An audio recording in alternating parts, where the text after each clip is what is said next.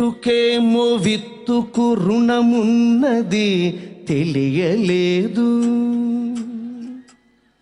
ఈ చెట్టుకేమో విత్తుకు రుణమున్నది తెలియలేదు. నాకేమో నాన్న విలువ ఎంతన్నది తెలియలేదు. ఇప్పటికీ తెలియలేదు నాకు. నాన్న నాకు చొక్కా తొడగడమే తెలిసింది గాని, నాన్న చొక్కా తొడుగుతున్నాళ్లే అనుకున్నాను చిన్నప్పుడు నేను.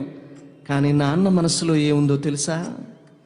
నాన్న నాకు చొక్కా తొడగడమే తెలిసింది గాని, కనిపించని కవచం ఒకటి కడుతున్నది తెలియలేదు. చెట్టుకేమో విత్తుకు రుణమున్నది తెలియలేదు. ఈ చరణాన్ని వినండి. ముద్దులాడి నన్ను పైకి ఎగరేయుట తెలుసుగాని, అన్నయ్య మోహన్ బాబు గారు, చిరంజీవి గారు, ముద్దులాడి నిన్ను పైకి ఎగరేయుట తెలుసుగాని, తనకన్నా ఎత్తున నిలబెడుతున్నది తెలియలేదు. చెట్టుకేమో విత్తుకు రుణమున్నది తెలియలేదు. చేయి పట్టి నాన్న నన్ను నడిపించుట తెలుసుగాని, నాన్న చిన్నప్పుడు నడక నేర్పిస్తున్నాడేమో అనుకున్నాను నేను. కానీ నాన్న మనసులో ఏముందో తెలుసా? చేయి పట్టి నాన్న నన్ను నడిపించుట తెలుసుగాని, నా యాత్రకు శ్రీకారం చుడుతున్నది తెలియలేదు. డాక్టర్ రెంటాల్ గారు రాసిన గజల్ ఇది. ఏమి తండ్రి రెంటాలా కన్నీళ్లను కూడా దాచి, నాన్న కూడా ఏడుస్తాడు, అమ్మ ఎప్పుడు ఏడుస్తూనే ఉంటుంది. నాన్న ఏడవడం మనం చూడం, నాన్న పక్కకి వెళ్ళి ఏడుస్తాడు. ఏడుస్తున్నప్పుడు కన్నీళ్లు కిందకి రాల్చడట, కన్నీళ్లని కళ్ళల్లో దాచుకుంటాడట. దాచుకుని మరలా వాటిని ఎలా ఖర్చు పెడతాడో తెలుసా నాన్న? ఏమి తండ్రి రెంటాల కన్నీళ్లను కూడా దాచి,